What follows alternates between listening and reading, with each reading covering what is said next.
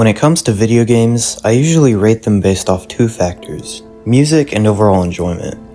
If you were to ask me is there a game that greatly exceeds both of these expectations, the answer would be Hollow Knight.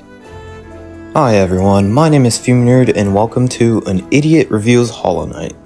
Seeing as how Silksong is probably almost here, I began replaying Hollow Knight recently and I forgot how good it was. Genuinely not exaggerating, but Hollow Knight is one of the best games I've ever played. If you like platformers and Metroidvanias, I'd highly recommend this game. This video will also have spoilers for the game by the way, but I'll try not to spoil too much.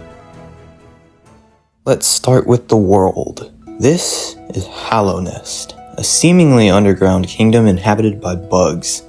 It was an amazing settlement in its prime, and we can get glimpses of that lost era by interacting with the world, whether it be lore tablets, NPC dialogue, item descriptions, and more. Hollow Knight has incredible lore, and I might make a separate video just to cover that, but for now, just know the kingdom you explore is now dilapidated and fallen to ruin, with most inhabitants being overcome with infection. A reason I love Hollow Knight so much is how true it is to the title of Metroidvania. Metroidvanias are 2D platformers that are open world and you need to explore, discover items, and fight bosses to progress, being lost in a world full of mystery where you have no idea where to go.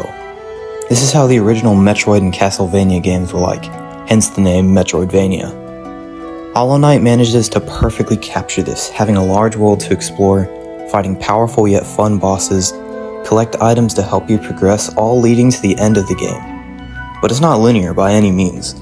There's no exact order to anything, and there's secrets everywhere, rewarding the players who take extra time to explore. That's not even mentioning the soundtrack. Christopher Larkin, aka The GOAT, composed an absolute banger soundtrack. It's strange, I usually am not the biggest fan of orchestral stuff, but Hollow Knight ties in orchestral instruments to create some of the most beautiful songs I've ever heard. Paired with the perfect ambience and sound design of this game allows you to get easily immersed in the world you're exploring. The game has many achievements as well as 112% of game content to explore and obtain, having a ton of things the player can find and achieve. What's the most insane about that is Team Cherry, the people who made the game, was a team of, I believe, 3 people who made this game in about 3 to 4 years. If you know anything about indie games, that's surprisingly fast, and the fact they made such a large game is incredible. Team Cherry were on a bit of a deadline, which unfortunately meant they were working their butts off in development, but it forced creativity and they made something epic. After creation, the game got popular and they made free DLC basically as add-ons to the game, as they hadn't actually finished everything they wanted to add before they released the game. Hollow Knight, within its massive amounts of content to offer, also has some insane challenges as well, platformer and boss fighting wise. There's a large endgame challenge where the player can take on every boss in the game in a row, which is I think about 49 bosses, and it has something called the Path of Pain.